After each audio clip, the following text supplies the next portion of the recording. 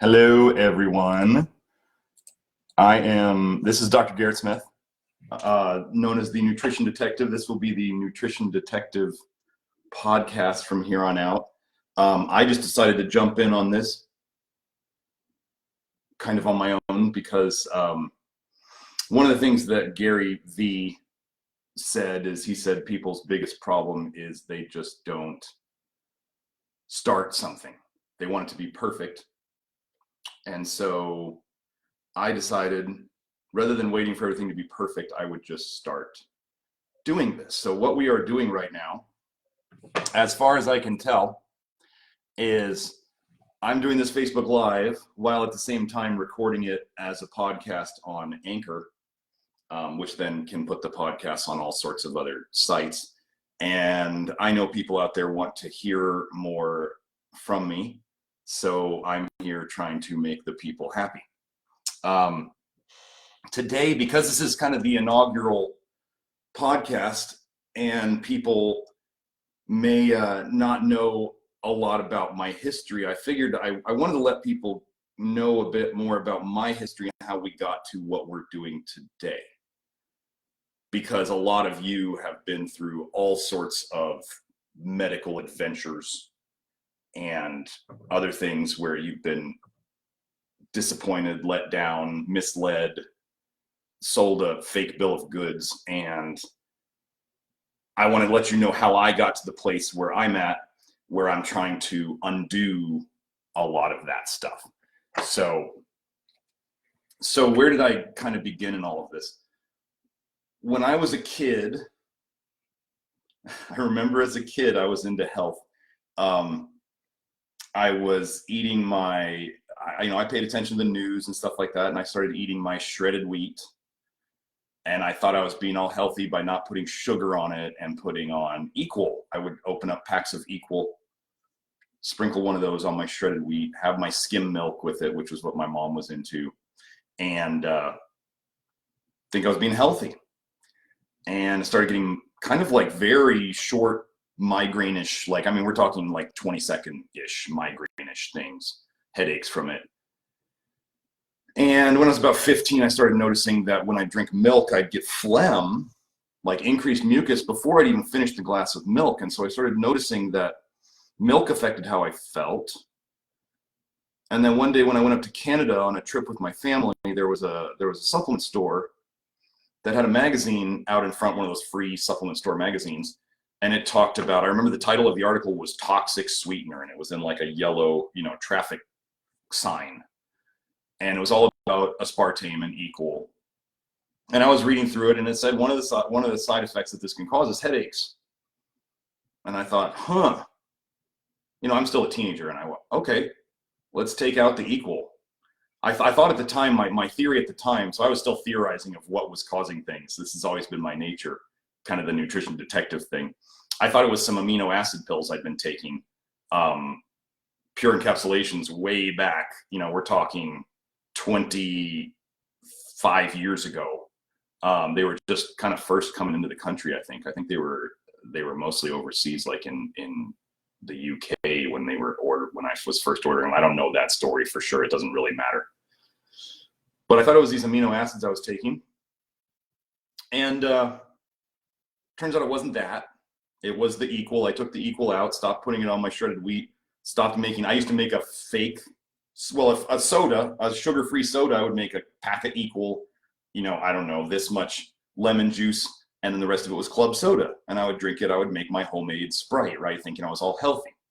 So got rid of the Equal, got rid of the headaches. Okay.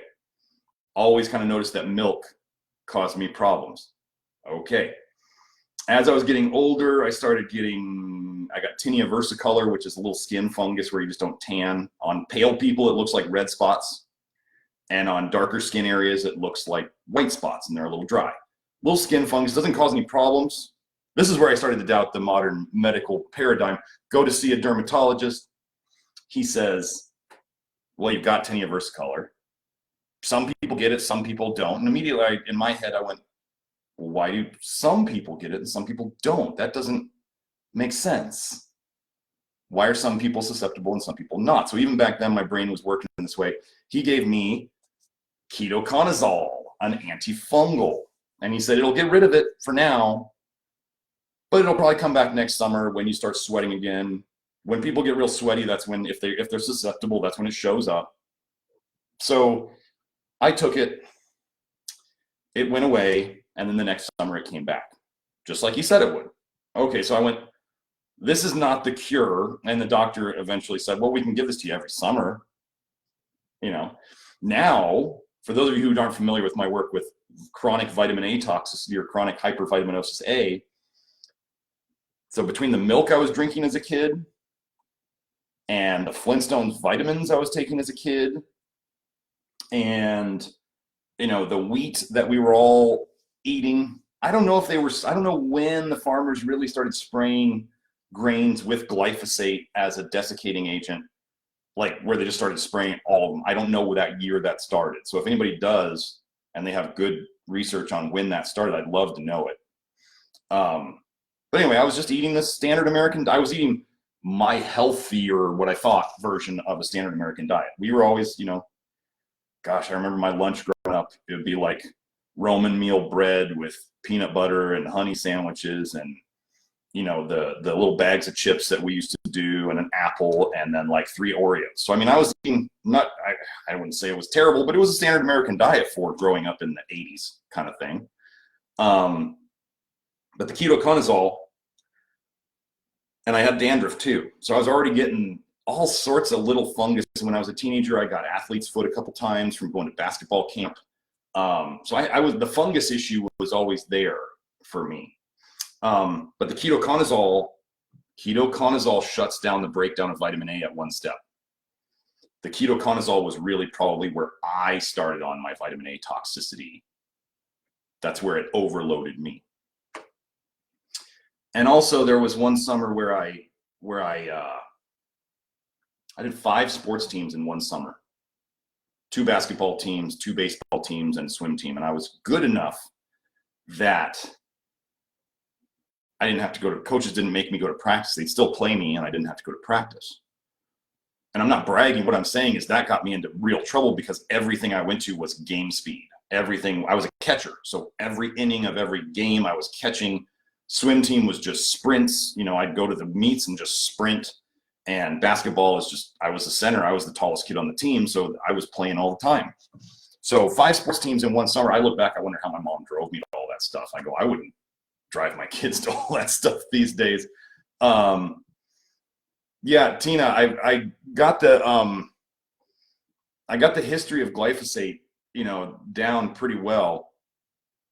It was 1974 that it came out as the commercial weed killer. It's when the farmers started desiccating the grains that I'm most interested in. When did that become a widespread use? Because those of you who are out there eating organic, you know, non-organic grains, and you're like, oh, I got quinoa because it's better and it's not organic, but it's quinoa.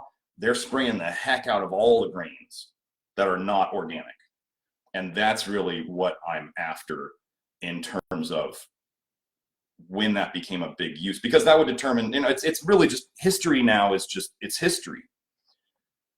And about the glyphosate thing, while we're on that topic, so the research coming out now where the people are testing their glyphosate levels, they're finding that if they go organic and they start avoiding these very specific, you know, non-organic foods and other foods that are tending to be contaminated with it, their glyphosate levels are dropping drastically quickly, but all the health problems are not necessarily going away because the glyphosate slowed down the cytochrome system that is a huge part of breaking down vitamin A. I go over a vitamin A detox in detail in the vitamin A detox program on my website and go through all the steps and where glyphosate blocks it. So it blocks that, it causes vitamin A toxicity. And the problem is even if people get glyphosate out of them, that doesn't get the vitamin A toxicity out. It'll speed up the metabolism of it a little bit because you're getting the glyphosate out, so the breakdown of it can happen a bit more, but it's not getting rid of the chronic toxicity. And if people are still doing the, well, I'm eating healthy and I'm, you know, eating a rainbow and I'm drinking my raw milk and I'm taking my liver pills and I'm, using my retinol skin cream, and I'm using my pro vitamin A in my shampoo, and I'm eating these fortified foods, and I take my multivitamin, and you're never going to get out of it. Never. Once the tub is overflowing, for those of you who've seen my bathtub analogy talked about, once the tub is overflowing, you have to open up the drain and stop putting the water in if you want to drain that tub and get rid of your health issues. So that's a little bit of a, but so on that note about the bathtub analogy, or when did I start overflowing? I think I started overflowing with the Ketoconazole. But when I was 12, I did those 5 sports teams. At the end of that summer, I had what very much looked like chronic fatigue syndrome. I'm a 12-year-old boy, just got done playing 5 sports in one summer. Now I'm sleeping 14 hours a day. I have middle back pain, and they're working me up for valley fever and mono and everything, and they can't find anything wrong with me. And not once did the doctor go, "What are you doing? What are you doing that's making you so tired?" Isn't this a question like doctors should ask? Like if somebody was like, well, they don't tell their doctor, but they're only sleeping 4 hours a night, and they're insisting on exercising 2 hours a day, and they have a full-time job on top of that, and they have kids, and they're like, "I'm so tired all the time." Don't you think you might be tired if you don't leave enough time for sleep, and you exercise too much on top of that, and you've got kids, and you've got work, and I can tell you, I have a lot of that stuff. I get good sleep, but I am going from morning to night. And should I be tired at the end of the day? Oh my gosh, anybody in the health field, I love calling BS on the health field people. Anybody in the health field who's writing like these giant pages of marketing stuff, and they're like, "I have so much energy all the time. I never run out of energy." Crock of stuff. Okay, I'll try to keep my language down. You know, like at the end of a marathon, I remember a triathlon coach said to me, when I did triathlons back, let's talk about one of my health disasters. I was a triathlete vegetarian in college. Triathlete vegetarian, 6 feet tall. I was 168 pounds at the end of it. And one guy, the thing that woke me up to it was one guy in the gym that I worked at. He says, "Your cheeks are sunken in. You okay?" And I was like, "What are you talking about?" I have the thing that guys have, which is I always tend to, I look at myself in the mirror and I think I look better than I do. That's like a thing that guys do, right? And I went and I looked in the mirror, and when I looked straight on, I couldn't see it. When I started turning my face like this, which a lot of us don't do, right? I saw the sunken cheeks and I went, "Oh my God, he's right." And I was looking at the scale and I was looking at my cheeks and I went, "Oh my gosh, it's time for a hamburger." And I went and I had a hamburger, and the next week I'm sitting there trying to get my now, sorry, I forgot, I took off my microphone. It's been over there. Sorry about that. Too many things to start up between the podcast starting it up and the Facebook Live starting it up, and now I forgot my microphone. Anyway, so anyway, I had a lot of stuff going on in my childhood. After that 5 sports thing, what happened was the summer started to wrap up. Didn't have sports for a couple months. Didn't do much. Got better. But then later, I never got better. I could never tolerate as much exercise as my peers. I was always a good athlete, but if I exercised too hard for 4 weeks, especially with the weightlifting and stuff like that, if I exercised too hard for about 4 to 5 weeks, I'd get sick. Just, cold, flu, colds. And then I'd miss a couple weeks or a week or two, and then I'd be back to it.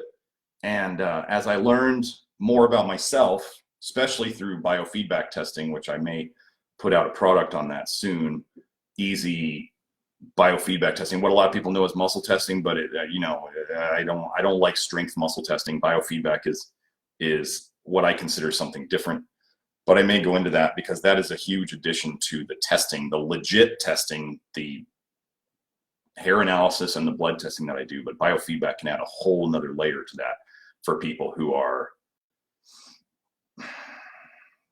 sensitive or confused or just don't do well if they take some things for too long. They can kind of figure out stuff like that. It's a huge addition for the people who are open-minded enough to understand it and to use it. It's a huge addition, and not everybody can use it. And if people were to discount me because I even brought up the idea of it, if you believe in intuition,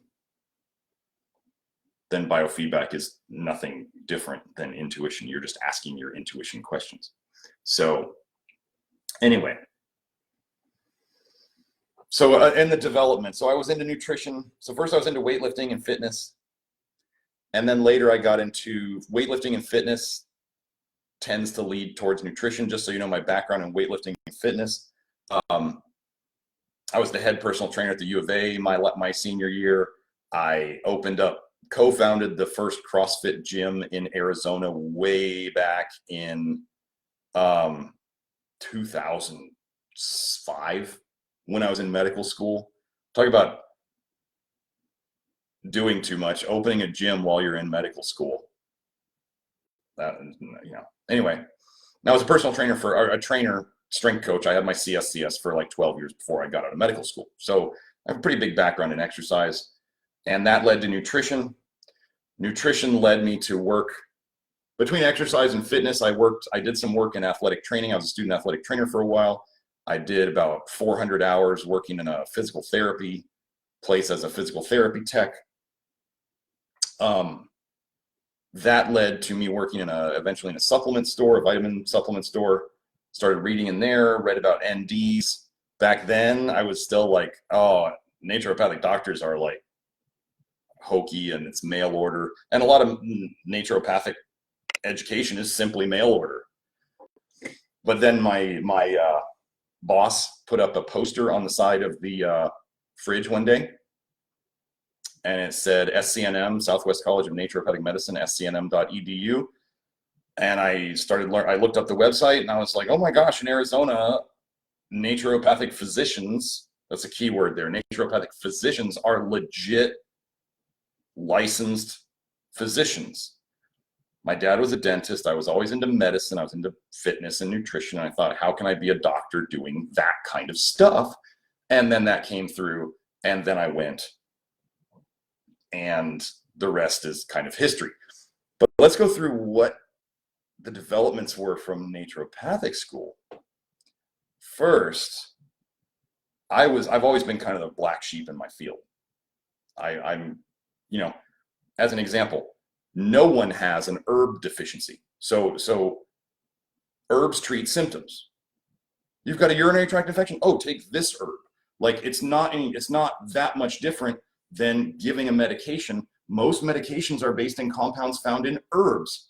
Okay, sure, herbs have a ton fewer side effects, right?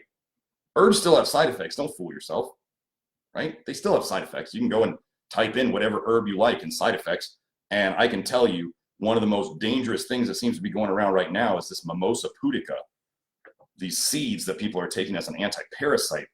I now have two people who their distinct story was like, my health went downhill after Mimosa pudica combined with another detox supplement. And they were both different detox supplements, but the Mimosa pudica seeds were in common there. So anyway, I was always in my herbal classes in school. It was nice. They were symptom fixers, but nobody has an herb deficiency. So herbs don't, unless you have like an infection that an herb kills, herbs don't fix the problem. They never have. People talk about adaptogens. Adaptogens help your body to deal with stress while they are taken. You stop taking the adaptogen, all the effect is gone. Everything's gone. So you imagine me in naturopathic school being like, okay, herbs, cool. Homeopathy. I'm going to talk about homeopathy for a second. Homeopathy can be amazing. Let us not fool ourselves. Homeopathy is treating symptoms. How do homeopaths pick your remedy? Tell me all your symptoms. Tell me in great detail all of your symptoms, and I'm going to give you a remedy that supposedly is going to get rid of your symptoms. Is that not treating symptoms? Right? Definition of treating symptoms. Tell me all your symptoms. I'm going to give you something that's going to make all these symptoms go away. Okay, let's not be, I'm not going to mince words here. I'm not going to tread lightly for people's feelings. Do I use homeopathy on occasion with myself, with my family? Do I use it in my practice? Yes. Treating symptoms can be super helpful. But let's go into a homeopathy story that I have. This will show you why naturopathic school, like why my peers and I are a bit different generally. So I was in naturopathic school on my homeopathic shift. I was 15th quarter, so I was 1 quarter away from graduating. Homeopathic teacher didn't really like me. You know, I'm troublesome because I ask questions. And you know, I'm like the kid who will be like, why? And I was going through his class, doing my work like I was supposed to, wasn't really into it. Classical homeopathy to me, can it work amazingly? Yes. Am I taking that it worked away from other people? No. It can be amazing. But almost all of my peers who graduated, who thought they were going to go into classical homeopathy and do 2 to 3 hour intakes on people, give them a remedy, and they come back in a month for another 2 hour sit down, when if the remedy didn't work, they were going to come back and pay another couple $100 to try again. They aren't doing it anymore because it doesn't, you got to get results a bit better than that. My wife went through that same homeopathy shift for about 2 years and never got anywhere with it. But the teacher claimed a 98% success rate. And I was like, nobody has that. You are full of it. What you're doing is you're not counting the people who left and quit. They're not successes. They quit because it wasn't working. So anyway, I go to the teacher one day and I said, so somebody had, so for those of you who are familiar with homeopathy, you'll appreciate this. I said, so if somebody had scurvy, right? Bleeding gums, bruising, all this, they could go to a homeopath and say, I have these symptoms, bleeding gums, does this when I do this, and bruising and all this. They'd be pretty easy to do a homeopathic case on, right? They have very strong symptoms. I said to him, I said, if you give them a remedy that fits their symptoms, but it's actually a vitamin C deficiency, what is that going to do for them? How's that going to fix them? Or he said, is it going to fix them? He said, well, it'll probably help them for a little while, but then their problem will come right back. Wait, that's not treating the cause now, is it? If you give a remedy and the problem goes away for a little while, but then it comes back, were we just treating the symptoms? Yes. What is the cause? A nutrition deficiency. So anyway, I was telling my kids this story the other day about how that teacher didn't like me. And he said, you better show some more interest and some more enthusiasm about this class or you might not pass. And I'm like, I'm a quarter out from graduating. You're going to be threatening me with like not passing. And so I shut my mouth. I smiled. I asked questions. I answered questions in the shift. And I got through it just fine. Still don't like that guy. Still think he's a crock. But anyway, everybody's got their problems in school, right? So I'm just relaying it to my kids of like, sometimes when you just got to get through something, you just shut your mouth, you do what you're asked, and you get it done, and you move forward. So, you know, I love the biggest things that I see in this world now is nutrition. Does nutrition fix everything? No. I mean, but if you've got bad nutrition, are you going to have problems? Of course. You know, if you put the wrong gas in your car, you're going to have problems. So we put the right gas in. You got to make sure you put the right gas in your car, right? Basic. But then if somebody's like, well, your tires are out of alignment, you can be like, well, I can drive my car pretty good, but I'll get those tires fixed along the way sometimes. Yeah, but I mean, if you're like, my car totally pulls to the right, is that nutrition? Probably not. People have back pain, and it's a guy, and he sits on a wallet that's that thick in his back pocket. Is nutrition going to fix that? No. So I'm always after what works. If somebody's working with me on nutrition, they're like, well, I went and I tried acupuncture and it seemed to fix this little problem I've been having. I'd be like, great. That's what we're after. We are after getting you better. I have a guy, quick story about a guy who I work with. He is, he's been with me for 10 years. Long time. digestive problems, especially heartburn and GERD and stuff like that.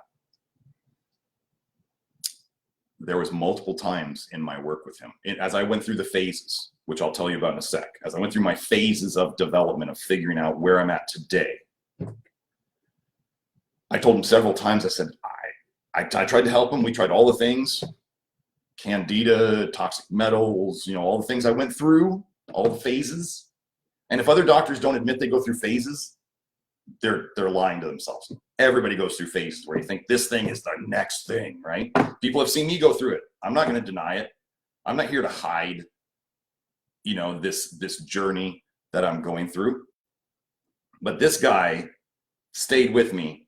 We tried things that, like I said, at times I said, I'm out of tools. I don't know what else to do for you.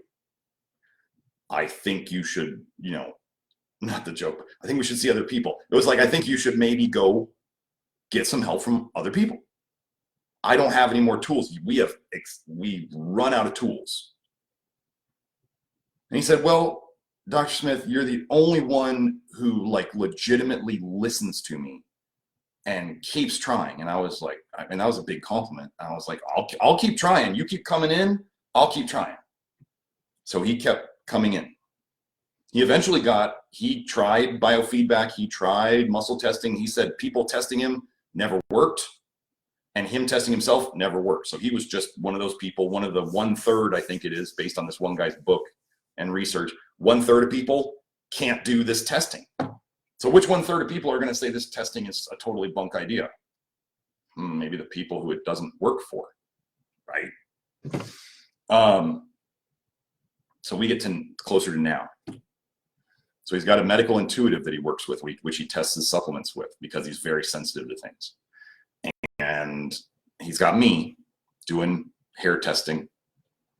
He never got around to doing the blood testing, but we were doing the hair testing. And then he gets on the vitamin A detox diet. Heartburn's gone. He's talking about getting off his anti-anxiety med now. And he's really pushing to get off the anti-anxiety med, but he's worried about it. He's anxious about getting off his anti-anxiety med.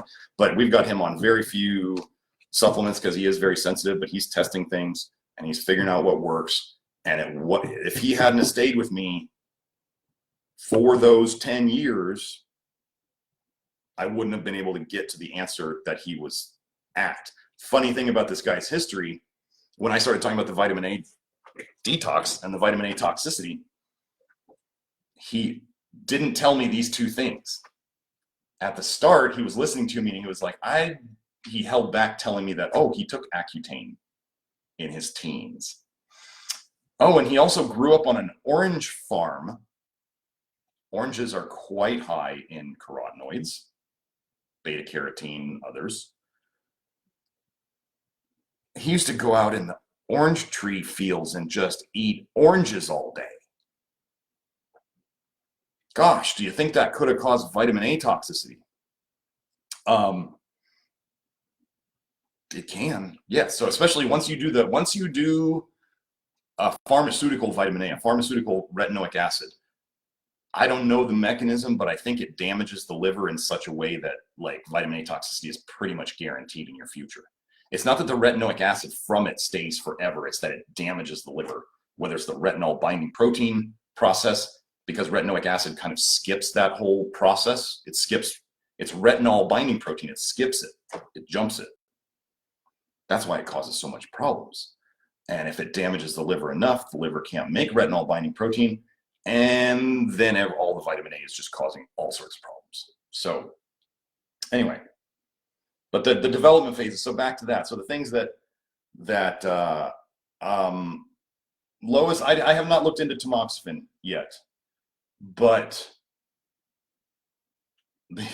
being that I do believe breast cancer is very much a vitamin A toxicity thing, if you guys haven't read on the website nutritionrestored.com/blog-forum, where I put all the stuff, the things that help short term, like tamoxifen might with breast cancer, the weird thing is they will probably increase vitamin A in the system greatly short term, which then makes the problem go away, and then it comes back, and it comes back worse. I was just talking to somebody about this on the phone the other day. Okay, so think about, I think of retinoic acid, vitamin A, retinol, carotenoids. They're all in the same little metabolic pathway. They all have to get out of the body. They're all part of it. Natural carotenoids are just as toxic as beta carotene. Okay, so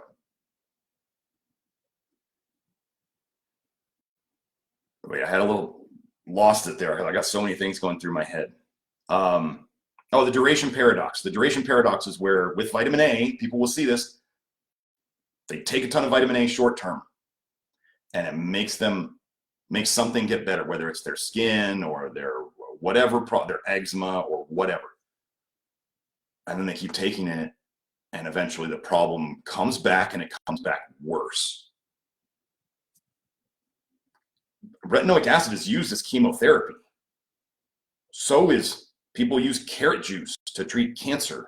Carotenoids, natural or not, will break down eventually into retinoic acid. So carrot juice is a form of chemotherapy using retinoic acid.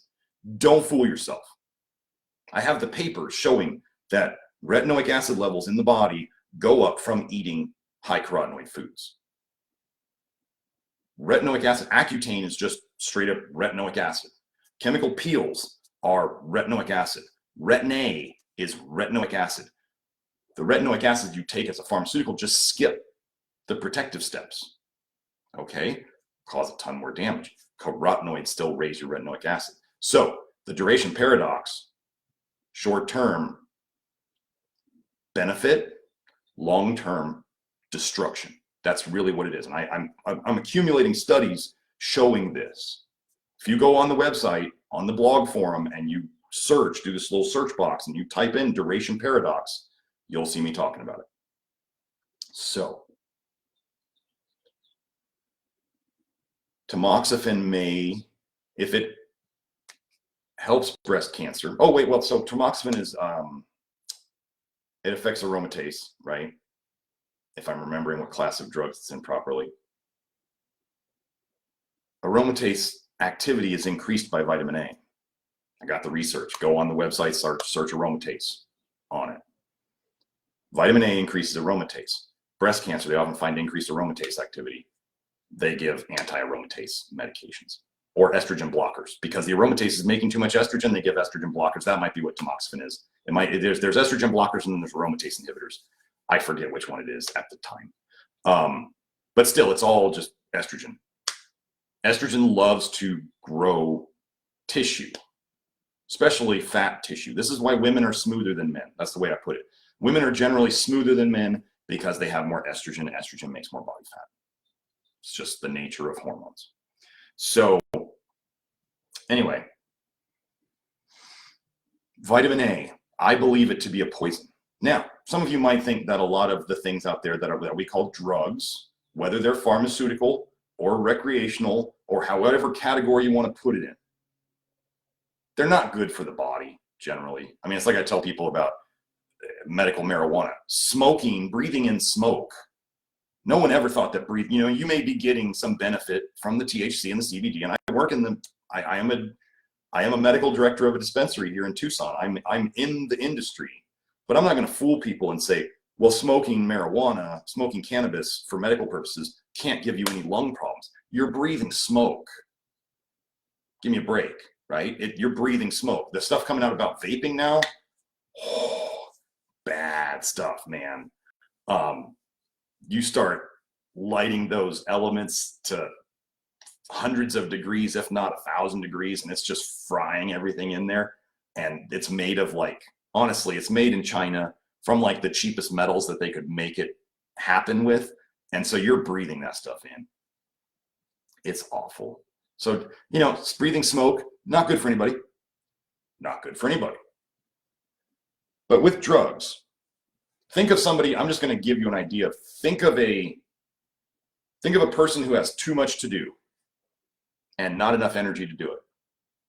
I remember years ago, they were talking about moms starting to use amphetamines because the moms had too much to do and they just needed something to help them get them done. And then they were addicted to methamphetamine. So think about this, short-term versus long-term.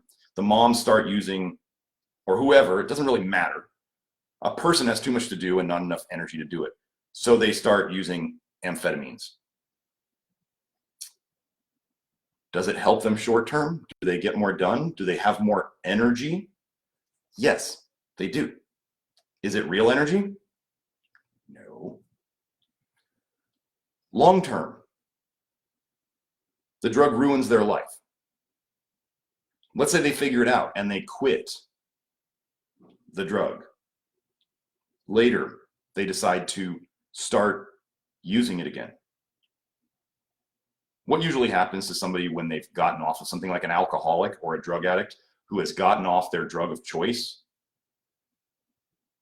and then they go back on it? Usually they go downhill very, very fast to like an early death, right? There's something about the sensitization that happens with it. So, but there's the improvement at the start. Things look better at the start. Isn't this like chemotherapy? Really? Chemotherapy? Well, we can use chemotherapy to make the cancer shrink. But then it comes back and it's worse. And then you got to do more chemotherapy. And then it goes away again. You hammer it harder with harder chemos, harder drugs, drive it down, it comes back worse.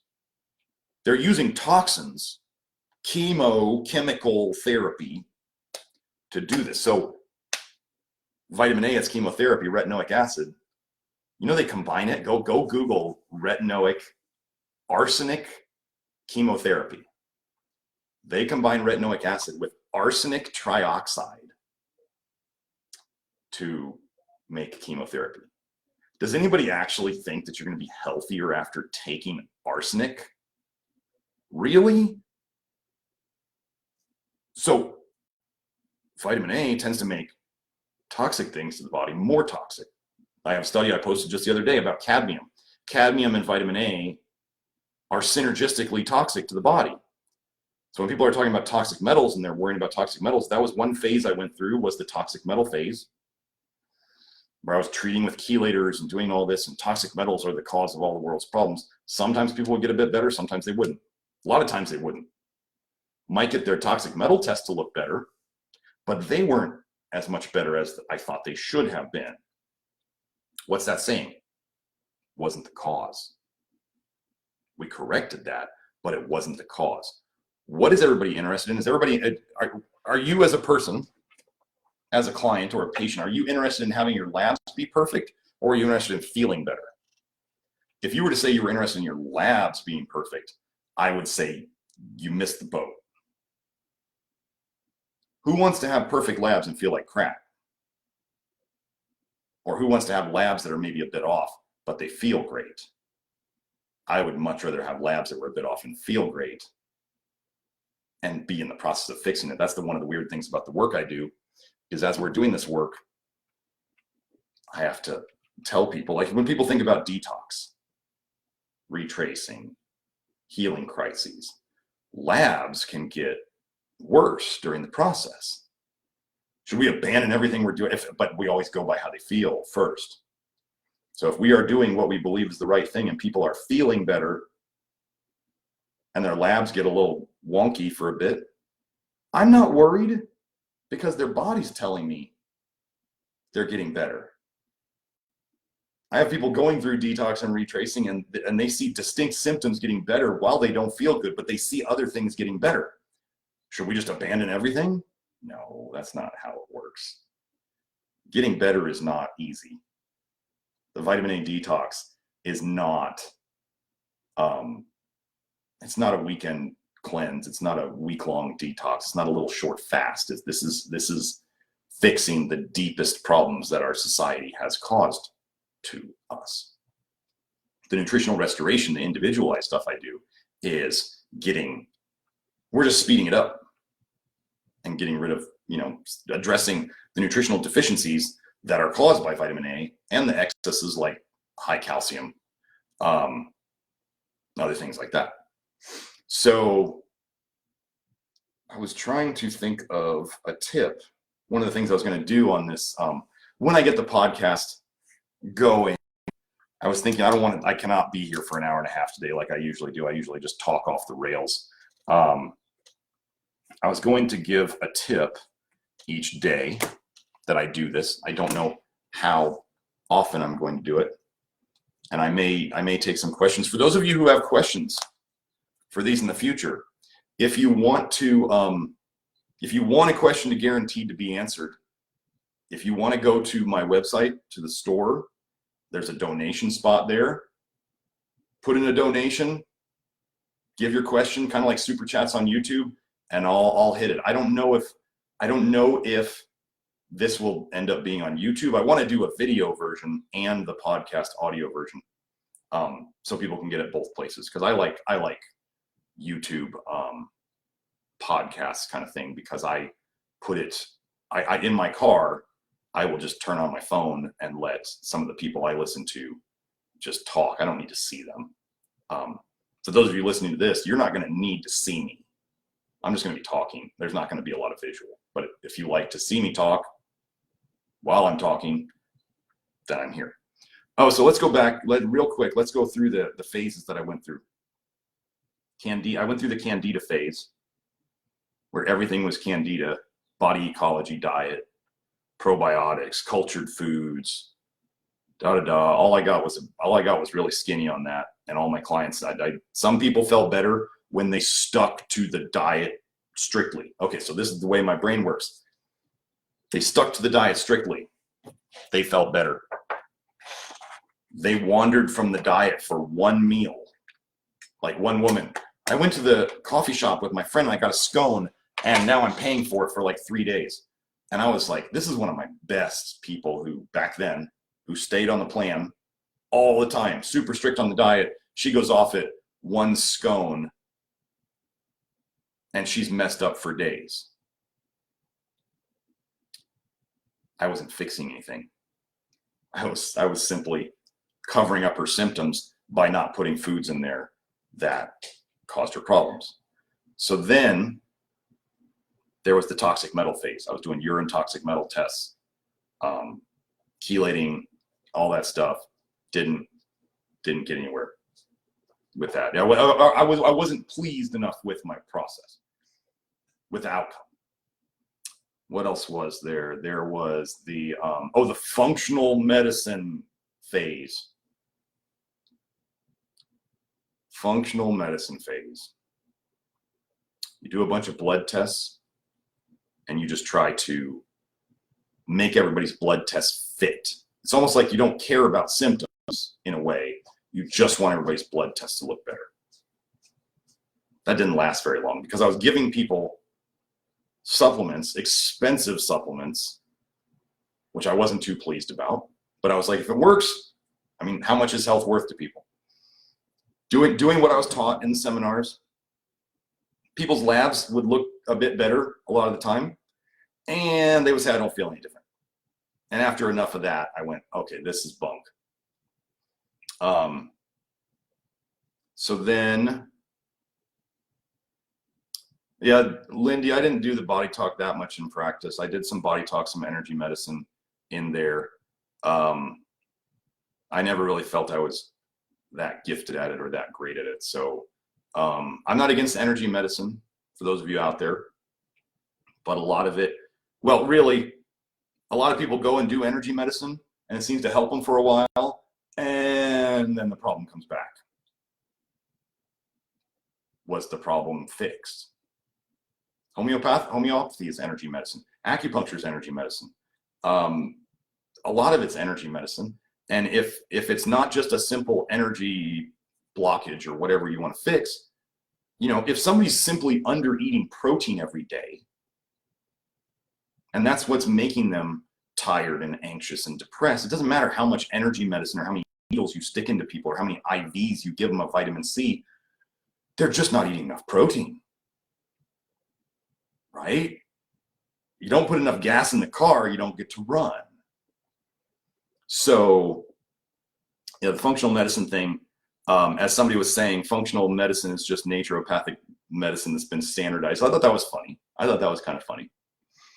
There's no standardization in anything I do. Everybody knows that. I tell them that on the phone. I say, if something doesn't work for you, you don't take it, and you tell me, and we fix it. So trying to think of the other phase. So there was the, when I first got into hair analysis, which was, it's getting up on, gosh, 5, if not 6 years ago. Of course, everybody learns about hidden copper toxicity. That's a bunch of bunk, okay? Anybody who's throwing the, you have hidden copper toxicity. Even though your copper's low on your hair test, you have all these other markers of hidden copper toxicity. Why don't they figure out a test that can show them whether they're toxic or not, instead of guessing? That's the worst guessing I've ever heard. You have hidden copper toxicity and we just can't see it. Or you might not have it because, well, it's hidden and we don't know. You might have it, you might not. But because we're so afraid of it, let's treat you for it. Okay. So blood tests show copper great. Hair tests are terrible at iron and copper and zinc. Terrible. Like, they do nothing to guide me. When people only give me a hair test and they don't give me blood tests, I tell them, I don't know what your iron and copper and zinc are doing, because the hair tests can be the opposite of. The hair test can show exactly the opposite of your blood test. They might match up. Here's a funny thing. The longer I've been doing the vitamin A detox with people, the more their copper and zinc values in the blood are looking like their hair test. Could it be that most copper and zinc problems are driven by vitamin A? Yes, quite possible. Zinc deficiency, you can't make enough retinol binding protein. You're going to have more problems from vitamin A and copper, because you don't have enough zinc to protect you from the copper, and you don't have enough zinc to make retinol binding protein. So now you got problems from both ends. Ceruloplasmin production is probably great for those of you who are into the protocol out there. Yeah, there's a protocol out there that everything hinges on ceruloplasmin. Ceruloplasmin problems are vitamin A problems, and it's a duration paradox thing. The research that most people look at in that area are saying, well, vitamin A increases ceruloplasmin short term in petri dishes, but long term, everybody out there seems to have low ceruloplasmin, lower than they need, and high free copper ratios in the blood. But they've been taking vitamin A. How did this happen? Because the duration paradox. Short term, vitamin A may show an increase in ceruloplasmin. Long term, it destroys it. That's how it works. That's the duration paradox.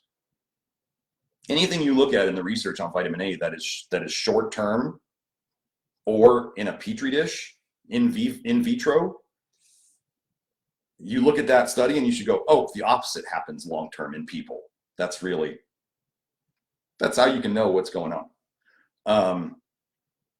And different people have different responses on hair testing and blood testing. Some people's iron goes high from vitamin A, and some people's iron goes low from vitamin A. And how do I know that it's vitamin A? Because I get them on the vitamin A detox, and their iron numbers all start to come back towards normal without me doing a whole lot to address their iron. Copper and zinc values are getting so easy to fix now that we got the vitamin A detox going. Yeah. I mean, of course, I still do things for copper and zinc, but I don't have to do much. I don't have to do half of what I used to do. So there was the copper and zinc from the hair testing phase that I went through. And then there was the iron overload phase, which is happening to a lot of people. Iron overload phase that I went through. Now, do I still test copper and zinc? Do I still treat copper and zinc? Yes. Do I still test and treat iron issues, whether deficiency or overload? Yes. Those haven't left. Do I do things to help with the body to deal with toxic metals if they're there? Yep. People who are on my program know exactly what I'm doing with that. Somebody asked about mold. Look, mold is a problem. I have to talk to somebody today who's been getting mold tests. If your body can't clear mold, so here's the thing.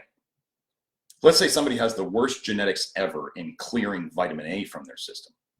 Worst genetics ever. If they were never exposed to vitamin A, does that matter? Nope.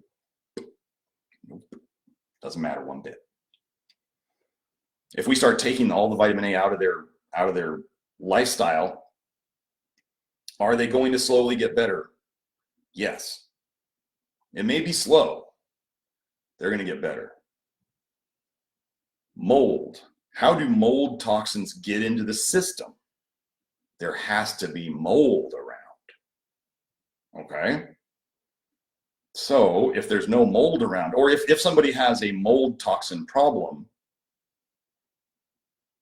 kind of like amalgam fillings, mercury amalgam fillings. If you've got mercury toxicity and you've got amalgam fillings, the first step is not to chelate. The first step is to get rid of the fillings. My goodness. The first step in detox is to stop intoxing. Stop putting the poison in. Or as they say, if you're digging a hole that you've gotten yourself into, stop digging. If somebody has mold toxin issues, their first step is to make sure that they are not being exposed to mold. That's where all their money and all their time should be going.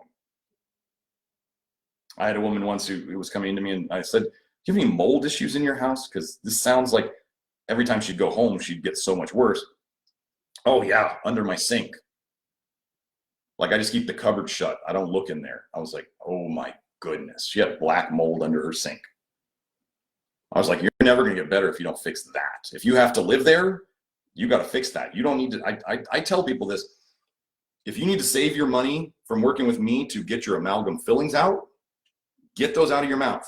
If you need to save your money with me to get your breast implants out, get them out. If you need to save money with me to get the mold remediation on your house done, do that. Stop the intox before you ever begin to worry about the detox. Because here's the thing, a lot of those people who are sensitive, you start giving them supplements, and every supplement you give them is going to try to ramp up their bodies. It's going to give their detox pathways more juice, more of what they need to detox, and they feel worse.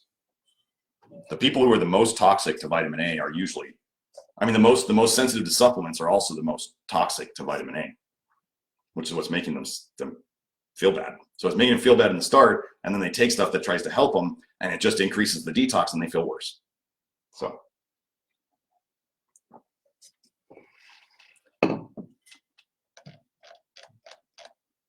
Okay, let me just look through here for some questions, and we'll see if there's anything that I really want to go over. For anybody so we talk about glyphosate a lot. Obviously, it's the most pervasive. I hear people trying to say that the companies have much worse things in the pipeline ready to come, and part of me thinks that there's two things. One is if they're not out yet,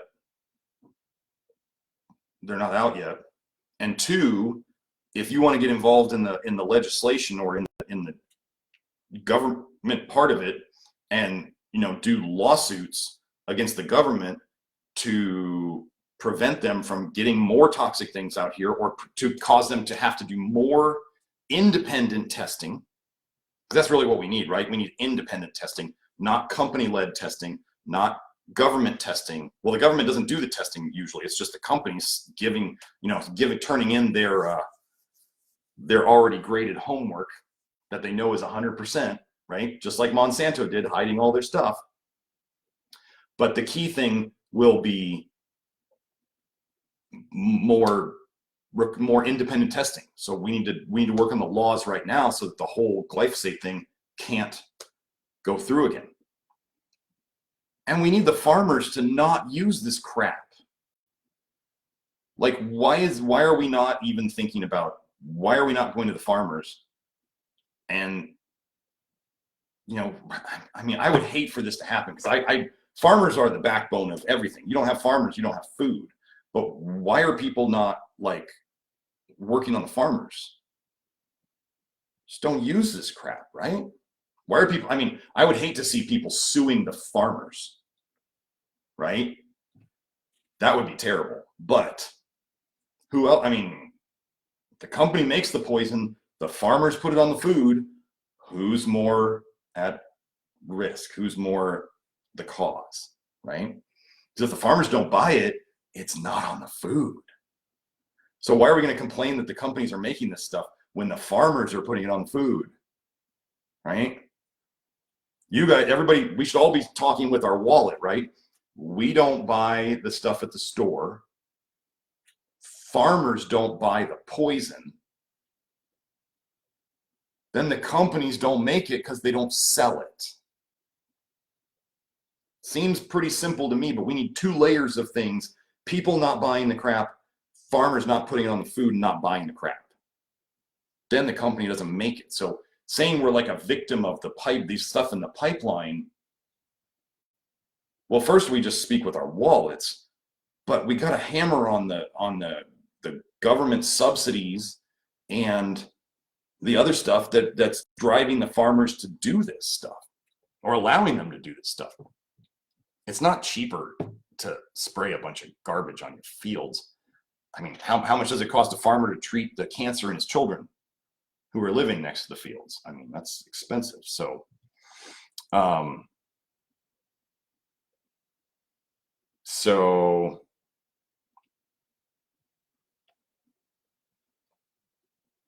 Lois, fluoroquinolones were chemo drugs too. Fluoroquinolones, I have, if you go on my website and you search for fluoroquinolones block vitamin A metabolism. And that is probably, in my opinion, I have some other links on there about a guy who has gone more into detail about this. It just so happens floxing, the fluoroquinolone toxicity, looks just like vitamin A poisoning. The symptom list is exactly the same. The symptom list for statins, cholesterol meds, is exactly the same as vitamin A toxicity. Weird, right? So, Lyme disease. There's a great post on, if you go to 180degreehealth.com, 180degreehealth.com, Matt has put up some great posts in the past about, is Lyme disease a hoax? And there's lots of people in the comments talking about how all the Lyme treatments in the world didn't help them one bit. And what are they doing in Lyme? They're doing antibiotics, they're doing IV antibiotics, they're doing super restrictive diets. And people come out of it tens of thousands of dollars poorer and often no better or even worse. That's where I started going, I don't think this is, if they're treating the Lyme, why are so many people not getting better and getting worse? What's going on? I have antibiotics, multiple types of antibiotics on my website, tetracyclines, fluoroquinolones, cephalosporins. Oh, they all stop vitamin A breakdown. So they increase vitamin A toxicity. What if that's what all these things are doing to these people? So I've worked with people, and so has Matt, where trying to support their system rather than so there's like two major schools of thought out there. There's like attack, like we must kill this. Or there's we support the body to do what God, nature, whatever you're into, designed it to do. And now now people are saying, oh my God, Lyme is spreading all over the country. It's everywhere. And I can't get into it because the treatments for it don't work. If the treatments don't work for something, you can probably be sure that the theory behind it is not sound. The proof is in the pudding. I've always been about results, and that's why all these little things, these phases that I told you about that I've left behind, that I'm honest about leaving behind because they did not produce the results I wanted. And now with what we're doing with the testing and the treating the vitamin A detox, I have people, it's great talking to people on the phone, doing my consults now on Skype and all that. And people are just like, yeah, I've been doing it for, 3 months or 5 months or whatever. And this is gone, and this is gone, and this is gone, and this is gone. And I'm just like, it just puts a smile on my face. And that's what I'm here for. I'm here to serve. I'm here to help people get better. So that's what I'm doing.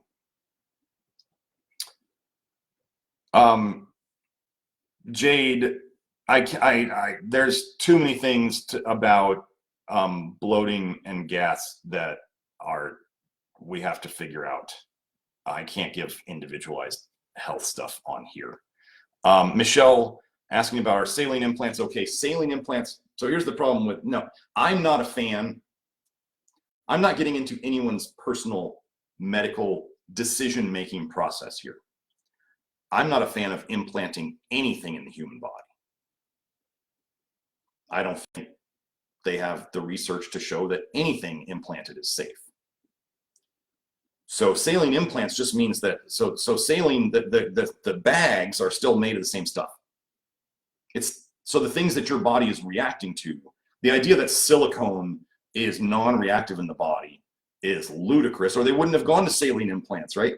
Because silicone still reacts to our system. I mean, I got my mom the silicone breast implant allergy panel, and the things that they use and my mom had hers taken out. Toluene and all sorts of nasty stuff in those. There's nothing non-reactive about them. They might not be very reactive, but the whole fact that the body puts a casing around it means that the body doesn't like it. The body's walling it off. So saline or silicone inside the implant, secondary. The casings have always been the same. That's why when somebody pointed that out to me, when the big deal was going out about saline versus silicone, and somebody said, well, it's still the same bag. And I was like, oh man, boy, that really brought it out, didn't it? That doesn't change what the body's reacting to. So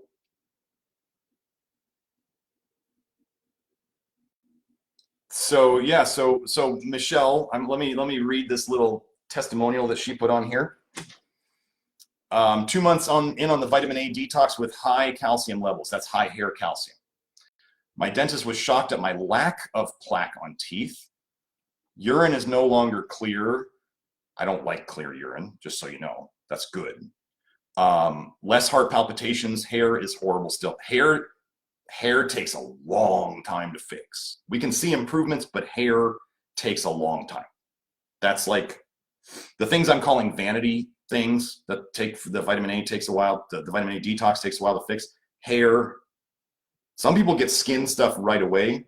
Some skin stuff seems to take a long time to respond. And body fat. I think extra body fat is going to be one of the, people lose weight on the program without doing much. They're not changing their diet. But I think people who are really vitamin A toxic, who have a lot of vitamin A stored in their fat, it's going to take a long time. So the vanity things, especially hair, can take a long time because we have to decalcify all of those blood vessels that we're feeding the hair that's not there anymore. But we're seeing it. I got to tell you, I get complaints from people like Julie, my office manager. She complains that her hair is growing too much now. I can tell you my hair growth, I'm 8.5 months in. I used to cut my hair for my hair tests. This is something I do. Other people don't do this because I get my hair test for free. I would cut my hair every 6 weeks-ish. Now I'm down to cutting it every 4 weeks. Like I used to get my hair test and then have a couple weeks before I'd have to cut my hair again. Now I'm actually cutting my hair before I get the last hair test. So it's drastically shifted. One of the things that sucks, honestly, for guys and for women is the hairs that you don't want to grow. Like let's say for me, the little ear hairs and nose hairs and I call them the old man hairs. Those start growing faster. Oh my gosh, that's how you know things are going faster. People are complaining about their fingernails growing too fast. Like it's a good complaint. It's a good complaint. That's as for those of you who came to me from 180 Degree Health, as Matt Stone used to talk about, metabolic rate. If your hair is growing faster and your nails are growing faster and your skin is looking better, my skin has, with the stuff I've been doing recently on the vitamin A detox, I'm a guy and I don't really care about my skin as long as it doesn't hurt, but I can noticeably see and feel my skin getting better. So, anyway, Botox. Lois, Botox is a toxin, botulinum toxin. You want to hear about a phase I did? I'll admit this. When I came out of school, when I came out of med school, I needed a job. I needed to make some money. Had a wife, we got a house, and we were trying to, get ready to have a family after we did the dog first, make sure we keep the dog alive before we had kids. And I worked as a mall aesthetic doctor. I worked in a skin clinic in the Tucson Mall. I was injecting Botox. I did a horrible procedure called plasma portrait regeneration. It was the most horrible thing I've ever done in my life. Let me tell you what I did. And this is, so what we were supposed to do, what this process entailed. It was going to burn the face using puffs of nitrogen that were ignited to basically cause a specific level of burn to the face, and then the skin would regenerate underneath it, just like a chemical peel. A chemical peel dissolves your top layer of skin. Chemical peels are retinoic acid, vitamin A, dissolves your face, dissolves your gut lining, leaky gut. Okay, I'm never going to drop that one. Vitamin A on your face, chemical peel dissolves your face. Vitamin A in your gut dissolves your gut. Leaky gut is a vitamin A problem. Okay, so you would inject and use anesthetic cream and inject, do nerve blocks, and make the whole face numb, completely numb. 2 levels of numb. Actually, wait, no, there was 3 levels of numb. A lotion anesthetic, injecting the nerves to do nerve blocks for the whole face anesthetic, and then you gave them painkillers. How does this procedure sound so far, right? They're not asleep, they're awake, but you have them on like 3 levels of painkillers. And then you would do this portrait plasma, these puffs of nitrogen all over their face. And then you had to send them home with a procedure, a protocol, where they had to put like this petroleum-ish like jelly on their face every day and keep it on. They weren't supposed to go outside in front of people for like 8 to 10 days because they looked like burn victims. And one woman, to give you an example of how they looked like burn victims, one woman wasn't listening to the protocol. This was not my patient. I only did it once. I did it one time.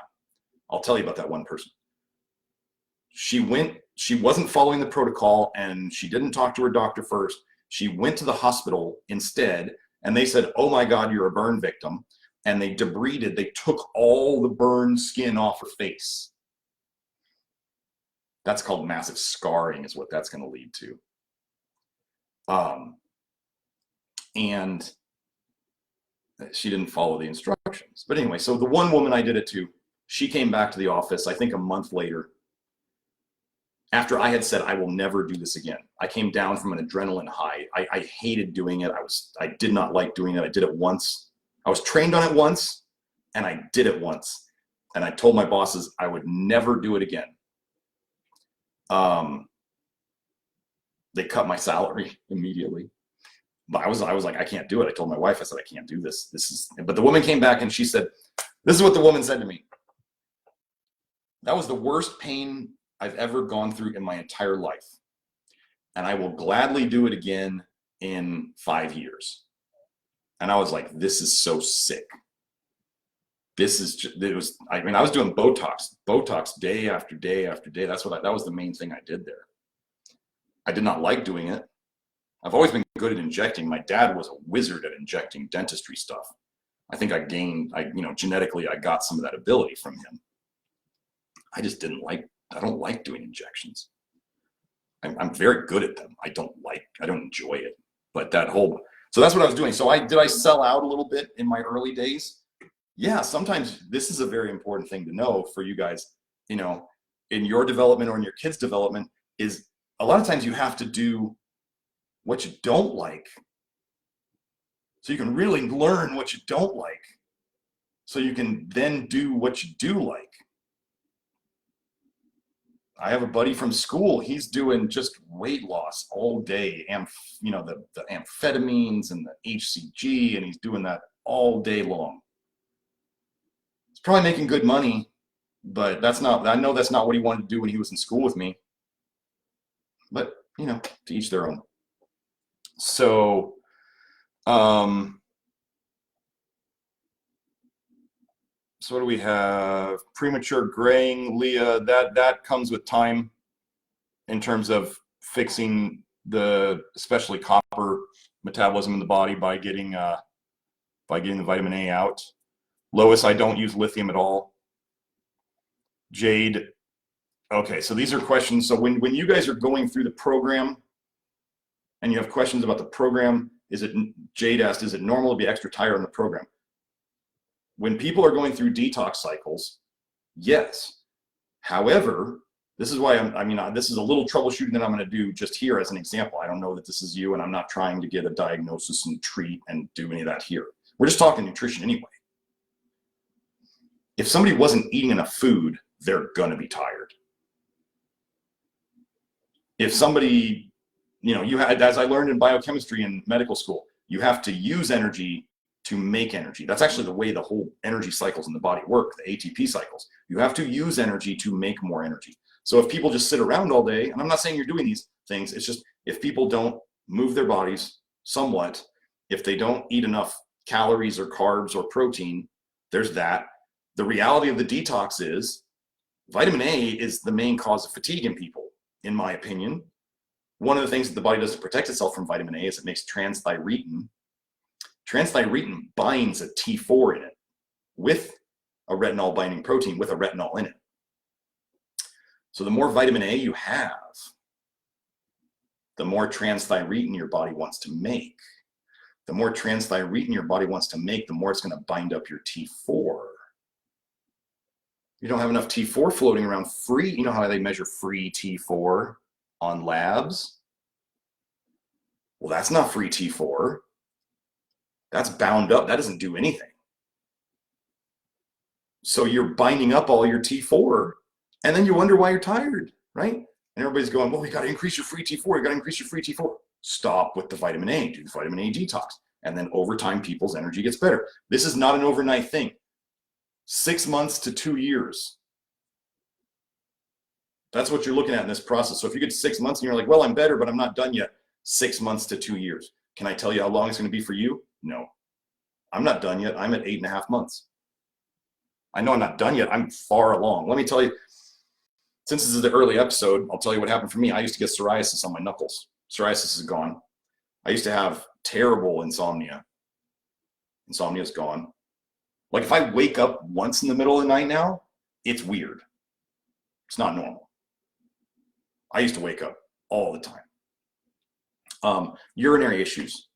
My dad died of prostate cancer. I started getting urinary issues that looked a lot like prostate in my mid-20s while I was in medical school. Medical school, the shifts, the residents and the doctors there didn't help it at all. It was vitamin A. They didn't know about it. Don't have any urinary issues anymore. My men can have certain indicators of their testosterone function. My testosterone function is working very well these days, much better than it did like even in my late 20s, early 30s, and I'm now in my early 40s. So to have that improvement is a huge thing. So I've seen lots of things improve. I like to think that my brain's working pretty good these days too. So,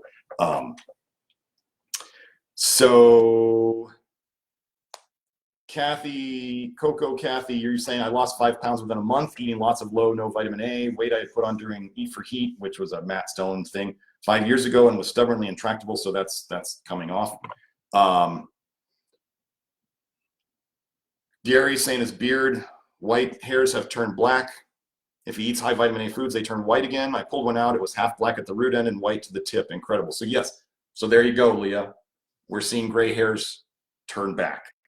So I'm not doing copper supplementation to fix this. I'm not doing mitosynergy. I'm not working on ceruloplasmin. I am, with the vitamin A detox, we are removing the poison from the body. We are detoxing. We are stopping the intox. Then we work on the detox, okay? Lowest adrenal fatigue is a vitamin A problem. Chronic pain is a vitamin A problem. Oh my gosh, that's the thing that responds often the first. I mean, it's not going to go away overnight, but it gets better.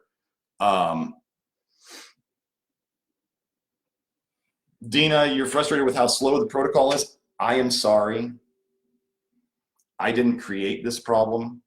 I am simply solving it. And Dina, there's people out there, you want to look on Grant's website for testimonials of people who have been doing it longer. I mean, I've only been having my people doing it eight and a half months at the most. So if you want years of stuff, I mean, it's only getting better with longer term. I think Grant was posting that he believes his scoliosis, his mild scoliosis is correcting itself. We have people who have been doing it longer. They're noticing bone changes. My jaw used to go like it used to have a little jag in it, you know, like TMJ stuff.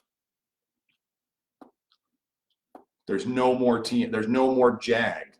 My TMJ fixed itself. The longer people go on this, the more they see things fixed. My floaters that I used to have are gone. It's just the longer people go, the faster it fixes.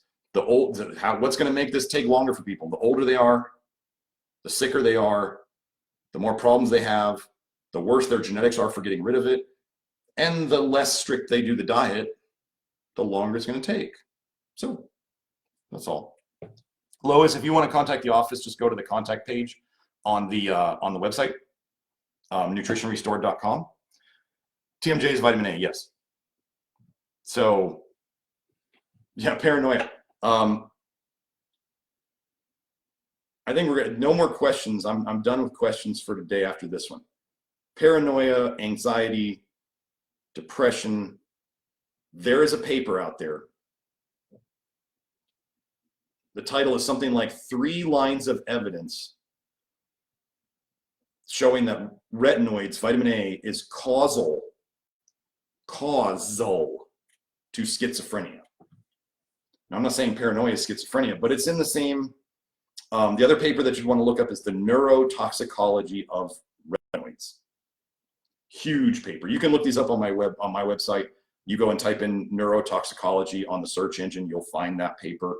And if you go and you type in schizophrenia on the blog forum, again, nutritionrestored.com/blog-forum, and then do another slash. That'll take you right to it. Second section down is the vitamin A. Tons of stuff there. I'm working on my autoimmune post, which is really just going to show that antibodies, autoimmune antibodies, are a marker of a poisoning that is happening, and that poisoning is vitamin A. And the reason we get the different tissues showing up is those are the tissues that are breaking apart from the poisoning, is really my theory on it now. There is no such thing. I used to believe, I never really believed it that much, but autoimmunity never made sense to me. I'm hoping that a lot of you guys out there are kind of like, autoimmunity doesn't make sense. Why in the world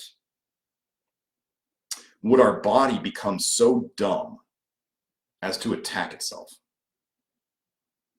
It doesn't make sense. Why would it attack itself? Why is it as we're getting sicker, the body gets dumber? What if instead we are accumulating toxicity in our tissues, and the tissues that accumulated the most, based on our genetics, based on our nutrition, based on whatever else is going on, that's where the damage starts. So like as an example, my dad with prostate cancer. My dad had prostate cancer. I started getting prostate symptoms in my mid-20s. My weak point was the prostate. That was my genetic weak point to vitamin A. Other people will have different genetic weak points to vitamin A. Hashimoto's happens a lot more in women. Maybe a general female weak spot to vitamin A is the thyroid for women. Okay? The weak spot is where it shows. So Hashimoto's, if the thyroid's being damaged, we see antibodies to thyroid things. If it's, you know, other parts of the body, connective tissue, other things like that, autoimmunity, we show the antibodies. They're just, I don't know exactly what it is. Here's the thing that I'm going to write in that post too. I'm not going to say I totally understand autoimmunity. What I am going to say is, if you think that the conventional world understands autoimmunity, boy, they don't understand anything. My lovely wife went to go visit someone she knows who just had a double mastectomy because she has all the genetic markers of breast cancer. It's a decision she made, respectable, but this is how scared people, this is that, if that does not show the lack of faith that people have in any medicine, conventional or not, but especially if conventional medicine, that they could get rid of breast cancer if they got it, I don't know what else would be. I'm not going to cut off my foot so that I don't roll my ankle, right? But cutting off parts of our body because we are afraid of getting cancer in it, because medicine is so bad at fixing it,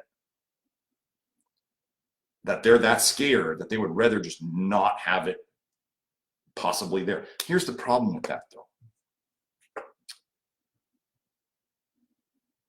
Cutting off the tissues that, well, so breasts are fat, right? Do you know a fat soluble vitamin that I talk about a lot? Vitamin A, maybe. Fat soluble vitamins would accumulate the most in fat. Whether a woman has excess body fat or not, a woman's going to have, you know, some fat development in the breast area. That's what they are, right? I'm not going to be too politically correct on this channel, so I'm not going to worry about all the stuff that people are talking about on the internet. So please don't come out here and call me out on not including every single which type of person, or you'll just get blocked. Women have breast tissue generally, yes. Where would we accumulate the vitamin A in the fat? In the breast tissue. Do we have an epidemic of breast cancer? Yes. Do you think this is a coincidence? I don't. You have women putting on retinol skin creams all the time. Where do you think that got? Did you see the study about sunscreen? Within 1 day, they're measuring all these sunscreen chemicals in the blood. Well, do you think if you put retinol on your face, there's retinol in sunscreens now too? Go look it up, vitamin A in sunscreens. The Environmental Working Group, EWG.org, has been talking about getting vitamin A out of sunscreens since like 2007 or something. Go on my website on the forum and type in sunscreen. You'll find it. So that vitamin A you're putting on your face, it's going right into your system. Where would fat-soluble vitamins accumulate? Other than the liver, they accumulate in fat tissue. So Grant Genereux, if you don't know about Grant Genereux's blog, so